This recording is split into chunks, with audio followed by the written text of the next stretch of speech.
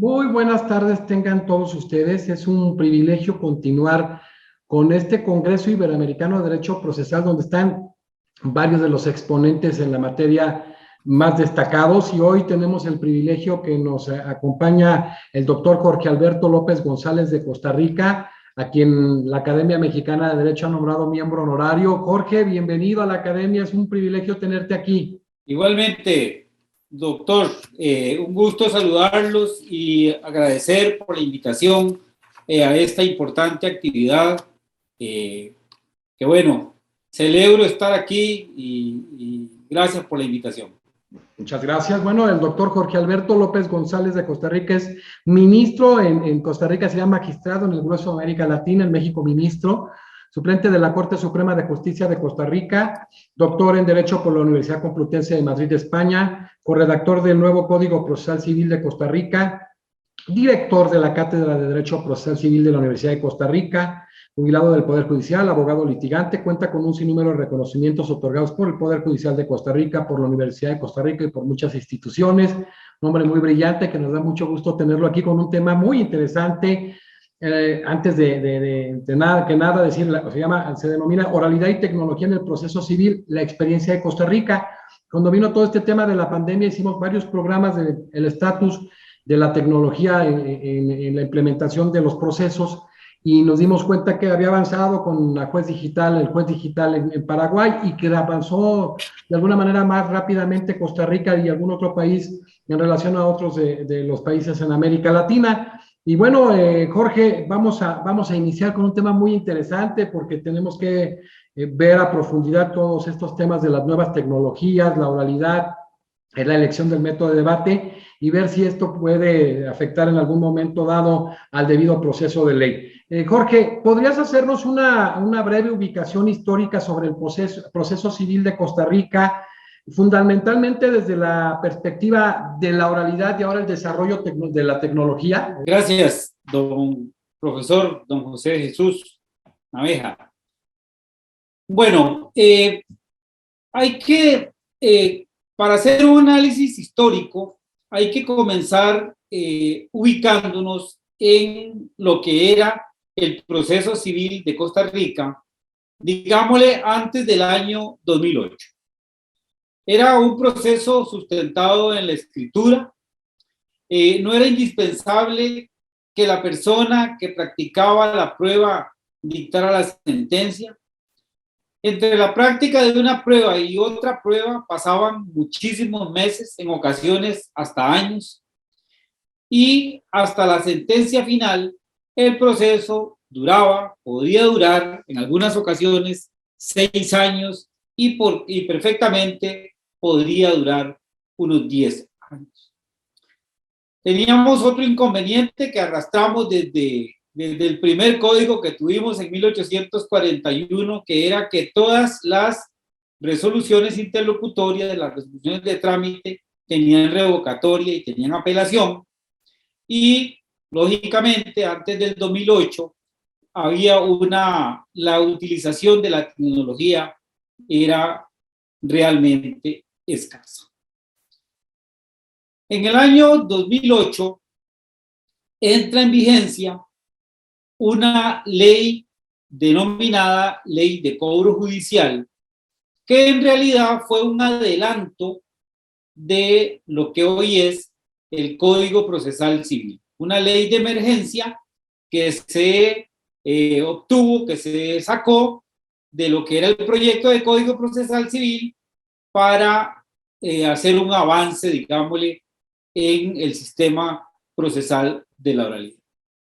Y lo mismo se hizo en el año 2019, en que se sacó una parte del proyecto de Código Procesal Civil y se promulgó como lo que se conoció como la Ley de Monitoreo Arrendaticio, que era un procedimiento establecido para el trámite de desahucios de todo tipo, principalmente por falta de pago. El 8 de octubre del 2018 entra en vigencia el Código Procesal Civil que actualmente nos rige, del que tuve el honor de ser uno de los redactores. ¿Quiénes más fueron corredactores con usted del código? Qué interesante. El Código Procesal Civil de Costa Rica lo redactamos 3 jueces. Don José Rodolfo León Díaz, un profesor graduado en Italia, el profesor Gerardo Parajeles Vindas, doctor en Derecho también, de aquí de una universidad de Costa Rica. 3 jueces de Tribunal de Apelaciones, dedicados a la docencia, al estudio del derecho, pero bueno, no solamente nosotros, el código no es un producto solamente de nosotros 3, hubo mucha intervención del Colegio de Abogados, de especialistas en derecho procesal, el proyecto de código se socializó mucho, nos reunimos a conversarlo con jueces y con todo tipo de personas interesadas, y al final de cuentas, bueno, y toda la vigilancia que hicimos en la Asamblea Legislativa, en el Congreso, para evitar que durante el trámite del proyecto se le metieran cosas y se le hicieran cosas extrañas que a veces se hacen en las asambleas legislativas. Tuvimos una vigilancia de 15 años. Qué interesante, que sobre todo gente que esté inmersa en el tema desde el litigio, desde la academia, desde la investigación, en la función pública, sean los que verdaderamente participen. Jorge, ¿en qué momento se comienzan a utilizar las tecnologías modernas, estas nuevas tecnologías, en el proceso civil de Costa Rica? ¿Y qué podemos destacar precisamente de las primeras experiencias que se dan en el tema? Bueno, yo diría que las primeras experiencias en Costa Rica iniciaron en el año 1996, cuando se promulgó una ley que se conocía como Ley de Notificaciones. Esa ley fue una ley de emergencia que, a raíz de los problemas que presentaban las notificaciones, posibilitó la utilización, ahora nos parece un poco extraño, del fax, ¿verdad? Para atender notificaciones, del correo electrónico y también del casillero para atender notificaciones. Recuerdo que en alguna oportunidad estuve en alguna reunión y en esa época había litigantes que decían, bueno, ¿cómo van a utilizar el fax para que uno atienda notificaciones? ¿Y qué pasa si el fax está dañado? ¿Qué pasa si no hay electricidad en el sector? Y todas estas cosas que ya aparecen historia, porque nosotros ya prácticamente el fax no lo utilizamos. En esa oportunidad se crearon oficinas centralizadas de notificaciones en Costa Rica, que utilizan la tecnología. En esas oficinas hay aparatos que pasan notificando las 24 horas del día, los 365 días del año, pero en 1996 eso para nosotros era algo novedosísimo.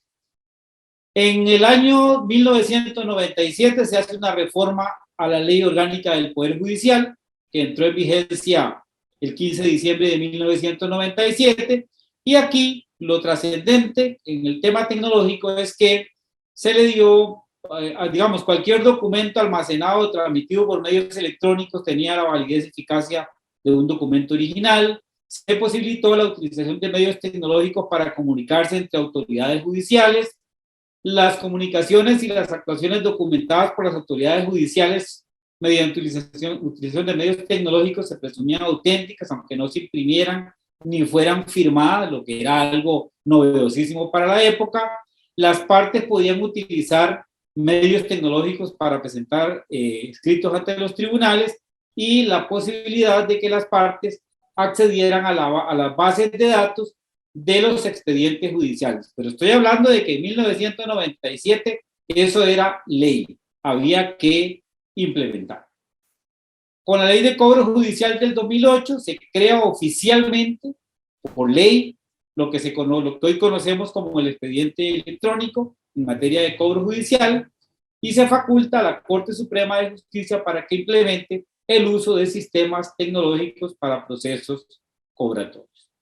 ¿Cuáles son las consecuencias que podríamos llamar destacables en este momento? Bueno, que las personas juzgadoras podían practicar anotaciones de embargo en el registro público desde sus escritorios, ya no había que comunicar al registro público un embargo y que desde el escritorio un juez que terminaba de dictar la sentencia inmediatamente la firmaba y la podía notificar. El juez notificaba las sentencias de una vez ya en esa época. O sea, eso sería fundamentalmente en ese aspecto. O sea, qué interesante. Entonces, cuando se dan estas primeras experiencias, pues de alguna manera ese tránsito sentían sobre todo los litigantes que les complicaba, ¿no, Jorge? Había alguna reticencia, había dificultades. Recuerdo escuchar a un litigante decir en voz alta en un sector donde estaba, había un montón de muchos juzgados ahí, decir, bueno, yo jamás utilizaría esos medios tecnológicos porque yo estoy acostumbrado a que me lleguen los documentos a la oficina, y entonces había ahí una reticencia a la modernidad. Sí. Pero fíjate, por ejemplo, el tema de la inscripción ahí me interesa mucho porque es un ejercicio que nos están viendo en toda América Latina. El Código de Comercio, por ejemplo, en México es a nivel nacional. ¿Cómo se puede desde la oficina hacer la inscripción de un gravamen? Sí, hubo un convenio, hay un convenio que ya existe actualmente con el registro público de la propiedad. Los jueces tienen clave para ingresar y pueden desde la oficina anotar el embargo. Bueno, de hecho ya no lo hacen los jueces, ya hay un auxiliar dedicado exclusivamente a esa labor de anotar embargos. Y ese trámite que se hace la diligencia, se hace la inscripción desde la persona que sea asignada, ¿tiene costo para las partes? Hay que depositar una cantidad de dinero, más o menos como $3, para anotar el embargo.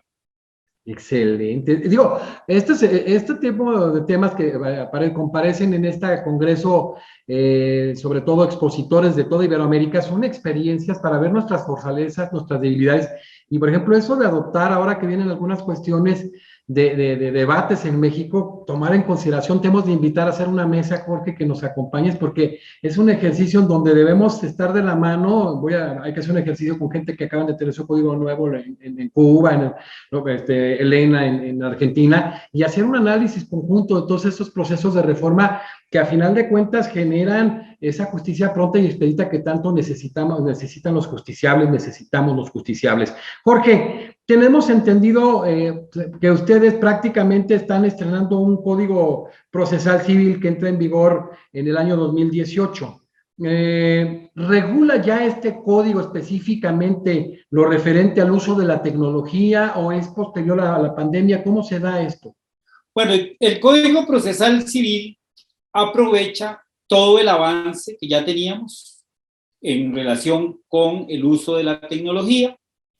Se propicia el uso, la utilización de tecnología más moderna. Hay unas normas muy amplias en el Código Procesal Civil que incluso toman la previsión de la posibilidad de utilizar tecnología que surja en el futuro.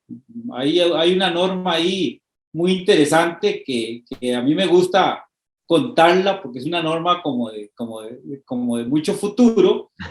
Es que en la demanda de revisión se establece la posibilidad de plantear una demanda de revisión cuando un medio tecnológico del futuro determine que un medio tecnológico ya pasado de moda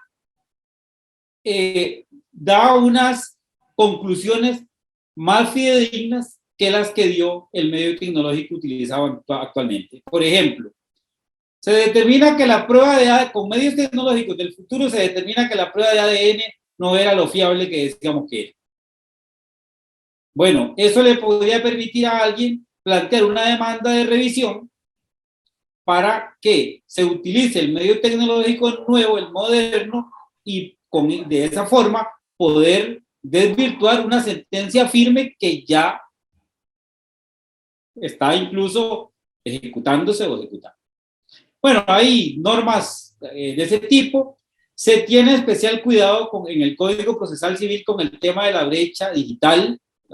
El legislador no puede partir de la base de que todas las personas tienen internet y que todas las personas tienen los medios tecnológicos suficientes para intervenir y defenderse o actuar en un proceso. O sea, hay un especial cuidado con los que llaman desenganchados, ¿verdad? Y tampoco se descarta la utilización de medios de comunicación y documentación tradicionales cuando las circunstancias lo requieren. Jorge, ¿cuándo procede esa demanda de revisión? Como estamos ahora sí que en toda América Latina, ¿cuándo procede esta demanda de revisión? ¿En qué casos específicamente? En Costa Rica, en el Código Procesal Civil, la demanda de revisión procede cuando hay casos graves de violación al debido proceso. Entonces, aunque tengamos una sentencia con autoridad y eficacia de cosa juzgada material, si se logra demostrar que hay una grave indefensión, hay una violación al debido proceso, se tiene hasta un plazo de 10 años máximo para lograr la nulidad de la sentencia. Claro, hay un plazo ahí relativo que es de 3 meses a partir del momento que se tiene el conocimiento para pedir la nulidad, pero el plazo máximo en caso de que haya alguna imposibilidad de conocer la circunstancia es de 10 años. Qué interesante, o sea, el estatus de la cosa juzgada cambia. Hay el caso de las palmeras contra Colombia, precisamente de la Corte Interamericana de Derechos Humanos, que refiere a ese tema, ¿no? La ponderación de la justicia sobre la misma seguridad jurídica, ¿no? Que podría ser uno de los grandes debates. Ese es un tema el tema de la relatividad de la cosa juzgada que es interesante y es sano, porque el ordenamiento jurídico no puede permitir que algo que se logró violando el debido proceso Claro, surtiendo efecto. Totalmente de acuerdo, o sea, eso es estar en los estándares de la Corte Interamericana de Derechos Humanos. Felicidades, es algo muy interesante. A ver si, por ejemplo, adelante hacemos una conferencia contigo en relación a este tema, ¿no, Jorge? O sea, hay algo que se me olvidaba decir, que en el tema de la tecnología con el Código Procesal Civil, todas las audiencias que realizadas por el tribunal, las audiencias deben ser realizadas por el tribunal, ¿verdad? Y las sentencias deben dictarse por el tribunal ante el cual se practicaron las pruebas. Y hay una norma interesante en el código bueno, una norma interesante, pero que en realidad es una norma con la que yo tengo la pusimos ahí porque había que ponerla y ahora voy a explicar por qué, pero yo tengo mis dudas, ¿verdad? A ver. Porque la utilización de medios tecnológicos, así lo dice el código, ¿Sí? La utilización de medios tecnológicos que garanticen la relación directa con los elementos del proceso no implica ruptura del principio de inmediación. Yo siempre he dicho, y no lo digo solamente aquí, siempre he dicho que la inmediación que se obtiene por medios tecnológicos es pseudoinmediación, no es realmente inmediación, porque hay elementos del conocimiento del tribunal que no se tienen a mano, ¿verdad? Entonces, pero era necesario consignar esa norma que ha sido muy beneficiosa porque nos ha permitido solventar algunas dificultades, principalmente cuando es obligatorio anular un proceso. Porque, claro, bueno, puede reconstruirse la sentencia con lo escuchado y visto en la audiencia oral en la que se grabó y se grabó audio e imagen. Oye, Jorge, para dejar cerrado, porque fue un tema súper interesante esto de la demanda de revisión. ¿Ante quién se promueve la demanda? En Costa Rica, la demanda de revisión se plantea ante la Sala Primera de la Corte Suprema de Justicia. En materia civil, ante la Sala Civil de la Corte Suprema de Justicia. Y ante ella se sustancia todo. Ahí se tramita todo como si fuera en primera instancia, todo el procedimiento para determinar si se anula o no se anula la sentencia. Muy interesante. Jorge, mi querido doctor, ¿cuáles son tus perspectivas, tu visión científica, específicamente sobre este tema de la oralidad? Si me permite, doctor, voy a terminar con un resumen. Sí, claro. De qué hacemos nosotros en Costa Rica con la tecnología, de lo fundamental. Perfecto. Y al final voy a decir también algo que estamos en este momento experimentando. Nosotros en Costa Rica presentamos y recibimos demandas presentamos y recibimos escritos, notificamos por medios electrónicos, los tribunales se comunican entre ellos por medios electrónicos, se anotan directamente al registro público embargos y anotaciones de demanda por medios tecnológicos y se giran directamente de los tribunales a los bancos y a las partes los giros que se hacen normalmente. El tribunal deposita el dinero que tiene que retirar José de Jesús al banco y José de Jesús no tiene que ir al tribunal a retirar el dinero, va directamente al banco a recoger el dinero que le corresponde o que el tribunal le ordena girar.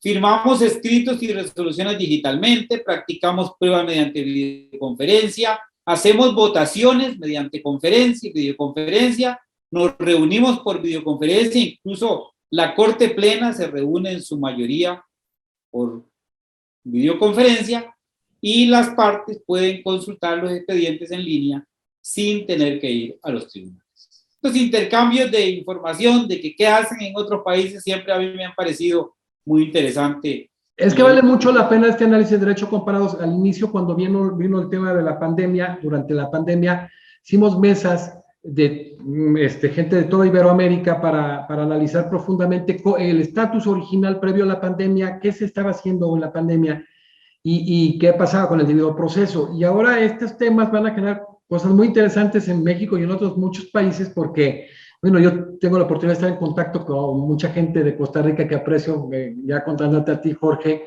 muchos magistrados y mucho de la gente de la universidad, y de verdad hay cosas bien interesantes, lo mismo que ha pasado en Cuba, en Argentina, y entonces este intercambio de ideas nos da mucho para cuando se haga un análisis y un debate, pues sí se profundice y ver qué está pasando, cómo se están dando los cambios, cómo está generándose la legislación, las nuevas codificaciones procesales. México tiene codificaciones procesales en cada entidad federativa, en cada estado, como cada provincia argentina.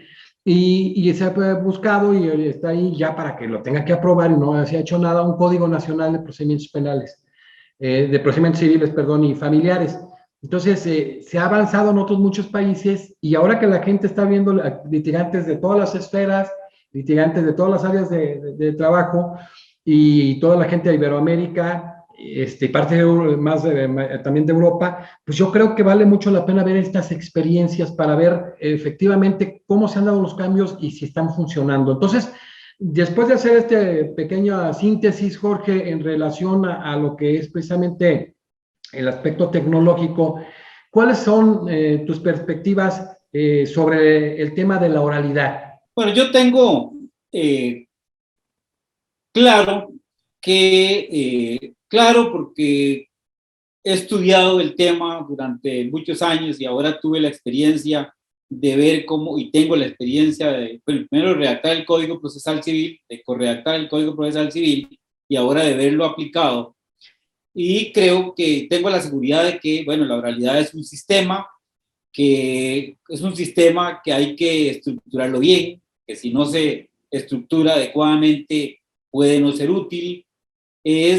Por sí misma no es la solución a todos los males de la actividad jurisdiccional, propicia una justicia pronta y de calidad cuando se implementa bien, ¿verdad? Claro. Y las normas procesales, y este es un tema que es muy importante. Cuando se hace un código hay que tener cuidado de que las normas procesales no permitan la derivación hacia la escritura y que permitan la realización de dos principios fundamentales que son la inmediación y la concentración. Y otro aspecto fundamental, si no se limita el acceso a los recursos, el sistema, por muy bondadoso que sea, no funciona, porque al final se atenta contra el principio de concentración.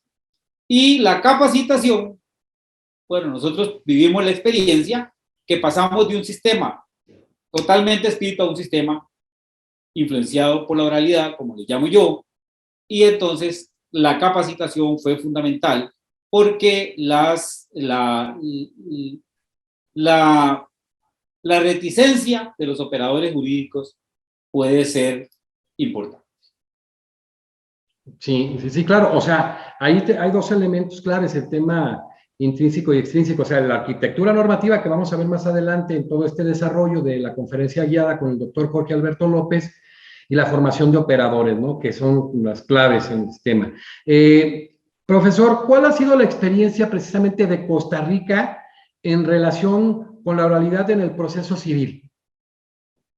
Sí, bueno, como decía anteriormente, antes del 2008 teníamos una justicia escrita totalmente, teníamos una justicia lenta y engorrosa, nuestra justicia civil era de mala calidad, los jueces veían el expediente hasta el momento en que llegaba ahí en un carrito, el camino para obtener una sentencia era tortuoso, precisamente porque el litigante tenía amplias posibilidades de recurrir, y la justicia estaba más enfocada en la búsqueda de una sentencia que en la solución del conflicto. Eso no lo podemos decir ahora porque ya tenemos claro que al final lo que interesa es la solución del conflicto y hay una serie de mecanismos para hacerlo. La oralidad se introdujo legalmente por primera vez en el año 2008, como les dije anteriormente. La introducción de la oralidad no estuvo exenta de opositores, ¿verdad? Hubo dudas sobre la conveniencia de introducir la oralidad, hubo dudas sobre el tema del costo, que ya sabemos que en doctrina se habla mucho del tema, y se llegó a decir incluso que la oralidad no era operativa para materia civil. ¿Qué características tiene la oralidad en el sistema procesal civil de Costa Rica actualmente? Bueno, tengo que decir que se introdujo la oralidad de forma sistemática, no se exageró, ¿no? Las voces de la exageración se oyeron, ¿verdad? Se escucharon, que las sentencias tenían que ser orales, que la demanda tenía que ser oral, que la contestación de la demanda tenía que ser oral, que todo tenía que ser oral. Bueno, se puso un poco de cuidado en eso y no se exageró. Proceso por audiencias, una audiencia preliminar, una audiencia complementaria, como está casi en todos los sistemas procesales, se concentró el procedimiento, se eliminó una instancia. Nosotros en Costa Rica teníamos primera instancia, segunda instancia y casación. Eliminamos la segunda instancia y ahora se va directamente de primera instancia a casación en unos casos y de primera instancia a segunda instancia en otros casos. Se disminuyó la posibilidad de establecer recursos. En los procesos se introdujo una dinámica procedimental muy flexible. Si el tribunal considera que no hay que hacer audiencia oral, no se hace. Si se considera que se debe tramitar en una sola audiencia oral, se tramita en una audiencia oral de acuerdo con las circunstancias. Necesariamente el tribunal que practica la prueba debe dictarse la sentencia. No hay salida. Blindamos al sistema para no incurrir en ese pecado que a veces se comete en los ordenamientos procesales influenciados por la oralidad, y se introdujo un recurso de casación menos formalista porque eliminamos una instancia. Entonces teníamos que cuidarnos de la Corte Interamericana de Derechos los Humanos estándares en este tema. Y aquí abonar algo muy interesante, ¿no? Pues digo, con el caso mexicano, que el amparo el tema del amparo judicial en Costa Rica. Concentrado solo la sala constitucional. Pero el amparo, por ejemplo, se dicta la resolución, viene la casación, se dicta la resolución de la casación, esa queda como cosa juzgada. Como cosa juzgada material. Y no es... No hay otra... No, pero para que sepa la gente, porque en México no hay la posibilidad del amparo judicial. No hay la posibilidad del amparo judicial para revisar algo que ya las instancias judiciales establecieron. Es que es muy interesante este tema. Es algo que me llama a mí la atención de México, ¿verdad? Siempre me ha llamado la atención. Pero yo creo que aquí lo importante también es el tema, siendo honestos de la corrupción, la impunidad, muchos temas que están ahí, y que el nivel de confiabilidad que se tiene en el Poder Judicial Federal, que es el que tramita el amparo, es muy alto. Y el caso concreto se quiso eliminar con la reforma de 2011 en materia de amparo del 6 de junio de 2011, se buscaba eso, se había buscado y no se pudo por eso. Decían Costa Rica, bueno, es que Costa Rica tiene una gran credibilidad en su poder judicial. Es correcto. Hay una importante credibilidad. Qué importante. Tenemos problemas de justicia pronta y cumplida, como parece ser en todo el mundo. Claro. Pero hay una credibilidad importante en el sistema de justicia. ¿Cómo se ha logrado? Qué bueno este detalle, porque esto es uno de los grandes conflictos que se tienen en nuestra América Latina. ¿Cómo lo ha logrado? Por ejemplo, el caso de la Corte, que es verdaderamente importantísimo destacarlo. Ese nivel de credibilidad es increíble, ¿no? Y bueno, las instancias también del Poder Judicial en general tienen una gran credibilidad que no gozan muchos de los tribunales de América Latina. Sí, yo creo que es una cuestión de tradición. Aquí todavía se cree mucho en los tribunales. De hecho, es uno de los problemas que está teniendo el arbitraje. Sí. O sea, se cree tanto en los tribunales que el arbitraje no ha despegado como muchos. Es que también ahí está el tema interesante, o sea, ahí vaya, la manera de que es tan efectiva, tan pronta, digo, dentro de lo factible, expedita, dentro de lo factible, pero efectiva la justicia, que se cumplen con los estándares tirados por la Corte Interamericana de Derechos Humanos y que de alguna manera es, perdonándome la expresión, en México lo vemos como vivir en Disneylandia, o sea, parece broma, pero esa es la realidad. Cuando fue el debate, no había en los tribunales supremos, en las segundas instancias para materia de apelación, esa confianza para decir, no, es que ya no hay necesidad del amparo. Sí, sí. Perfecto. Oiga, doctor Jorge Alberto López, este es un tema bien interesante con la experticia que tiene desde donde usted está, de este nivel de confiabilidad, de eficacia. ¿Estaba preparada la normativa procesal civil de Costa Rica para afrontar la pandemia? Estamos hablando de estos temas, sobre todo también en nuevas tecnologías, ¿no? Que decíamos que México en 2011 habló del amparo ya materialmente en temas digitalizados y cosas por el estilo, pero no se había implementado y nos agarró de sorpresa. ¿Estaba preparada Costa Rica? Vamos a ver, no quisiera presumir que estábamos preparados. Pero qué bueno que se presuma, da gusto. Bueno, pero yo casi diría, para decirlo de mejor manera, que se dieron algunas felices coincidencias.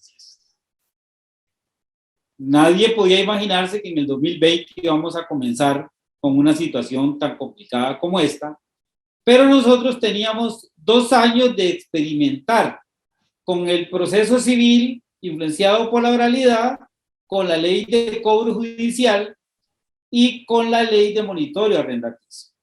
Eran audiencias orales y utilización de la oralidad en materias cobratorias y materias de arrendamiento, pero eso ya era una experiencia. Y el código se promulgó en el 2018, entró en vigencia en octubre del 2018, quiere decir que al 2020 ya teníamos un importante tiempo de aplicación. Y además, como estábamos trabajando con tecnología, bueno, se dio la suerte que cuando vino la pandemia, nosotros estábamos, digámosle, preparados por un tema de coincidencia. Había entrado en vigencia el Código Procesal Civil, teníamos oralidad, las audiencias orales se hicieron por medios tecnológicos. Al principio, yo tengo la cuestión de que soy magistrado suplente de la Corte, pero soy abogado litigante. Después de que me jubilé hace 6 años, me convertí en abogado litigante y estoy llevando asuntos judiciales como abogado. Bueno, a mí como que no me gustaba mucho el tema de practicar una prueba, de interrogar a un testigo por medios tecnológicos, porque no existe ese contacto directo que hay cuando la audiencia es presencial. Bueno, al final, todo parece indicar que nos fue bien y también todo parece indicar que muchas audiencias orales, principalmente las preliminares, se van a quedar virtuales, porque realmente es funcional. Claro. Sí. Oye, qué interesante, y sobre todo para ver nuevo Código Procesal Civil de Costa Rica, ¿cuáles fueron los parámetros, los procesos de selección de los redactores? Los redactores se seleccionaron por, vamos a ver, el presidente de la Corte de aquella época, don Luis Paulino Mora. Ah, paz descanse, muy amigo, Paulino Mora Mora. Paz descanse, don Luis Paulino. Prácticamente él y un magistrado que se llama Luis Guillermo Rivas Loaiziga, que fueron los que impulsaron la reforma, prácticamente nos escogieron así por trayectoria, porque éramos profesores de universidad, porque habíamos sido jueces, porque éramos jueces desde hace bastante tiempo, y nos escogieron y nos dedicamos a trabajar. Sí nos preocupamos, y esto yo siempre lo resalto, sí nos preocupamos por democratizar el proyecto.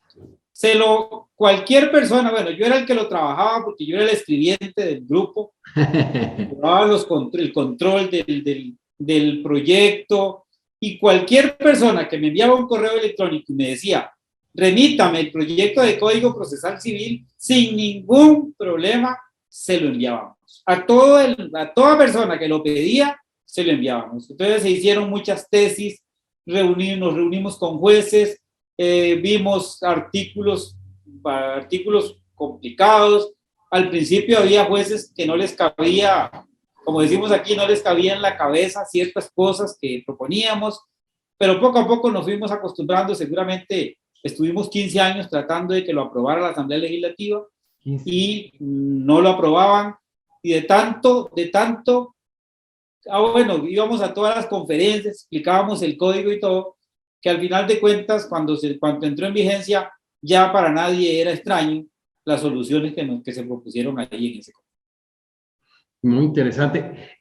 Vamos a hablar que este código, que sí es un proceso de selección de los redactores muy importante, con cuestión de méritos, como siempre se ha hecho generalmente en Costa Rica y que debería permear en toda América Latina, ojalá que así fuera, incluido México, es de 2018. Estamos hablando de que ya tenía avances en estos temas, ya nos has comentado, ya nos señalaste precisamente en temas de la oralidad y sobre todo en temas de tecnologías, nuevas tecnologías, pero después que viene la pandemia, pues es una situación inesperada y muy abrupta.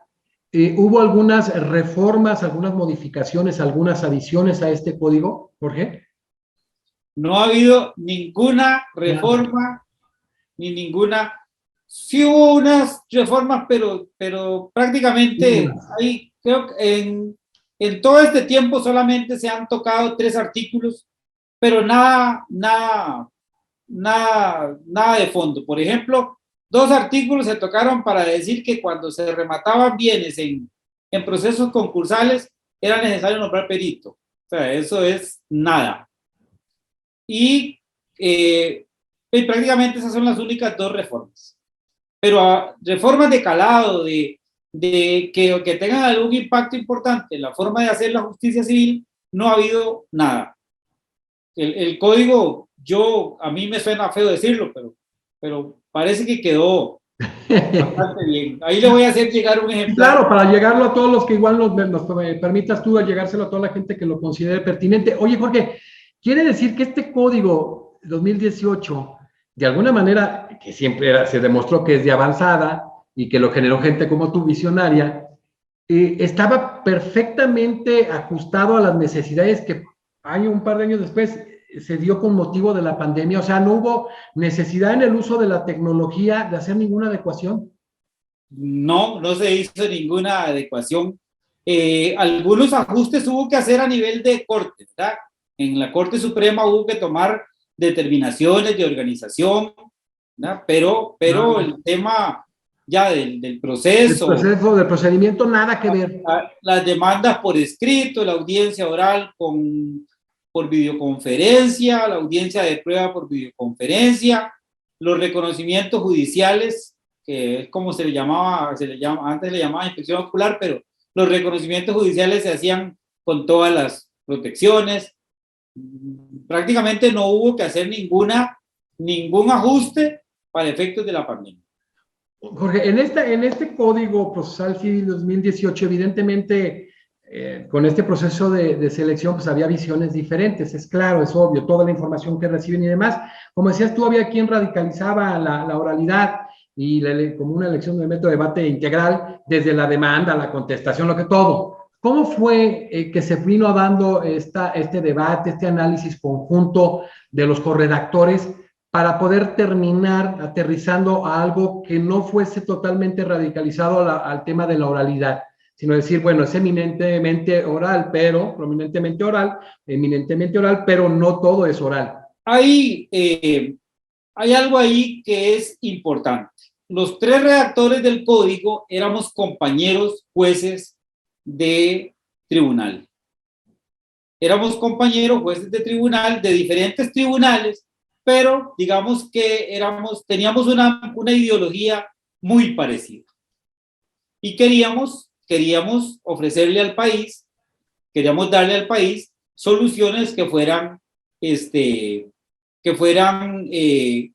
útiles, apropiadas. Yo digo que si a mí me ponen a redactar otro código procesal civil, yo no lo puedo redactar con otras personas que no sean esas dos personas. Don Gerardo y don José Rodolfo. Nosotros discutíamos, discrepábamos y al final buscábamos una solución, la mejor solución para el ciudadano. Nunca discutíamos y nos íbamos discutiendo y al día siguiente regresábamos y seguíamos trabajando porque nos encerraron 1 año y medio dedicados exclusivamente a eso. Pero al final nosotros terminamos siendo grandes amigos, nos queremos muchísimo los tres y yo digo que yo no podría redactar un código con otras dos personas que no sean ellos dos porque fueron muy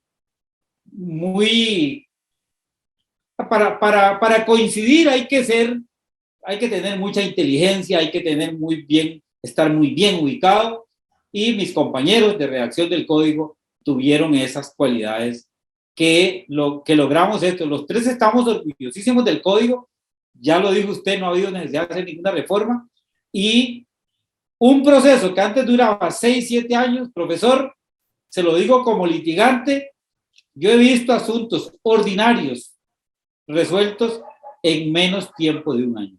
Fíjate nada más, qué maravilla. Sí. Tenemos algunos problemas de organización. Sí, claro.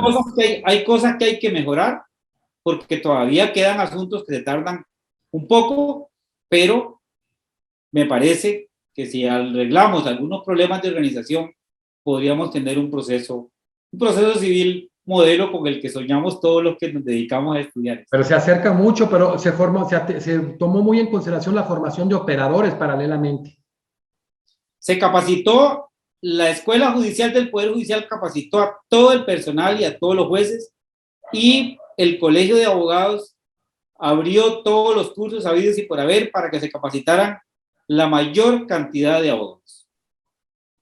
No, increíble. Vamos a hacer un ejercicio de vincular. Primero pillas varios corredactores de América Latina que va a estar invitado Jorge del Cajón con relación a todo esto y luego en físico traerte a México. Esto vale la pena. Jorge, conocemos pues en nuestra América Latina pues cómo somos heterogéneos y hablamos de códigos procesales civiles y comerciales, códigos procesales civiles y familiares, etcétera.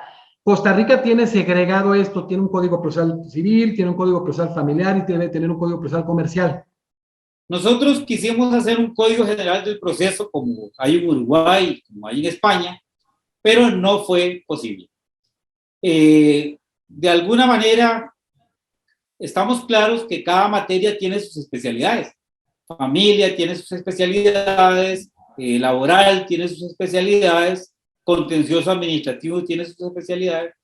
Hicimos un proyecto de código procesal civil, procesal general, con una primera parte que es todos los procesos, una sección para familia, una sección para laboral y una sección para contencioso administrativo. O sea, perdón, Jorge, abarcaban civil, familiar. Civil, familiar, laboral y contencioso. Ay, laboral. Y agrario. Y agrario. No, hombre, qué bárbaro, qué pretencioso. Y agrario, pero cada una de las, usted sabe que en estos países hay líderes en esas materias y los líderes de la materia decidieron crear ahora tenemos este Código Procesal Civil es civil y comercial. Es Pero comercial.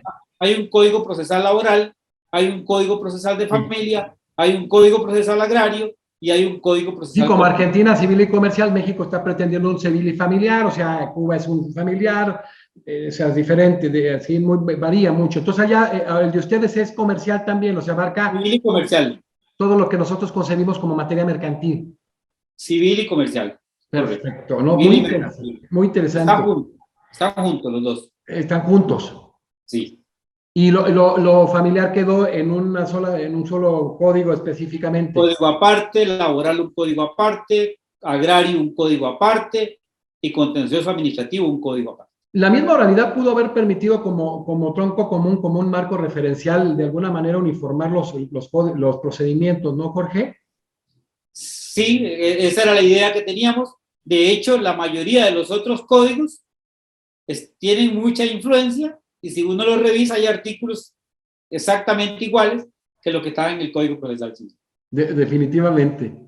Sí, sí, sí. Oye, y la capacidad instalada, la estructura en Costa Rica no es rebasada con relación a los usuarios. Se hizo un trabajo de implementación. Nosotros pusimos una vacatio legis de 3 años para tener oportunidad, para coordinarlo con el presupuesto de los años entrantes para lograr hacer una implementación muy buena. Las personas 3 años que corrían y partían ¿de qué fecha, Jorge? A partir de la entrada, de la aprobación del código. En 2018. No, en el 2015. O sea, a 2018 tenía que estar ya. La Asamblea Legislativa lo aprobó en el 2015 y se tenía hasta el 2018, que entraba en vigencia, 3 años para implementarlo. Excelente. Con casi 2 presupuestos anuales, ¿verdad? Porque en Costa Rica el 6% del presupuesto nacional es para el Poder Judicial. Y eso es importantísimo. Y entonces tuvimos 3 años. Las personas que hicieron la implementación hicieron un gran trabajo de implementación, trabajo que en ese aspecto sí ya tenemos que hacer algunos cambios y hacer algunas arreglos. Jorge, esa constitucionalización del presupuesto del Poder Judicial ha sido importantísima. Claro. Definitivamente. O sea, México es uno de los grandes pendientes. O sea, eso te permite verdaderamente la independencia. Sí. Entonces, en 3 años, y en los 3 años te terminó y se implementa a 2018, ya estaba completamente implementada. Se implementó, se crearon las plazas que había que crear, se reorganizaron los tribunales. Ok. A algunos se les cambió hasta de nombre y se hizo todo eso. O sea, pero tenemos que hacer cosas todavía, tenemos que cambiar. Hay algunas. ¿Qué pendientes tenemos? ¿Qué pendientes tenemos, Jorge? Tenemos que trabajar en reorganización de algunos tribunales. Hay un tema de acceso del recurso de casación a la sala primera que hay que arreglarlo. Hay que arreglarlo no a nivel legislativo, sino, vamos a ver, a la sala de casación solo llegan asuntos de, vamos a ponerle $6,000 para arriba, pero está pendiente de que se aumente la cuantía para que la sala de casación no tenga tanto que conocer, aumentar la cuantía a $50,000 para que esos procesos de menos de $50,000 queden únicamente con apelación. Pero eso es algo que no se ha podido hacer. O sea, en ese tema la cuantía te establece hacia dónde te vas, si te vas a apelación o si te vas a la casación. Pero siempre te voy a dar claro y te voy a decir ahorita por qué, siempre va a haber un recurso para poder impugnar la sentencia. Sí, teníamos que cuidarnos por la Corte Interamericana de Caso Herrera. Exactamente. Lo que no tenga apelación tiene casación. Claro. pero no todo puede ir a casación porque llenamos la sala que tiene menos capacidad de respuesta que los tribunales de apelación. Sí, pero de acuerdo al artículo 8.2H de la Convención Americana sobre Derechos Humanos, tiene que haber alguna vía específicamente para poder impugnar. Una segunda revisión. Sí, te comento eso, Jorge, porque en materia civil, los códigos te comentaba de procedimientos son locales y en materia comercial, que es derecho mercantil en México, el Código de Comercio, si no se tiene una cuantía en la sentencia, es cosa firme, es cosa juzgada, formal, porque te da la posibilidad de manejar el amparo directo. Hay dos tipos de amparo en México. O sea, ahí sí accesas al amparo de cualquier circunstancia. El amparo accesas de todo. Pero ahí no existe la apelación ni ningún otro medio ordinario de impugnación, lo que es totalmente inconvencional. Claro, claro. Qué interesante. Y ahora, ¿en cuánto está ahorita para poder ir precisamente a la corte? $5,500, $6,000, algo así. Hablando de la suerte principal, por ejemplo, del asunto, hablando de con accesorios, cómo se establece La estimación de la demanda. la estimación de la demanda, y se va a aumentar, pues para no estar de alguna manera saturando, ¿verdad? La corte. Qué interesante, qué gran trabajo, Jorge. Primero agradecerte tu presencia en la Academia Mexicana de Derecho Juan Velázquez, de la cual eres miembro honorario ya. Nos da mucho gusto tener unas extraordinarias referencias tuyas. Un gran abrazo a Jorge, eres un hombre muy, muy talentoso.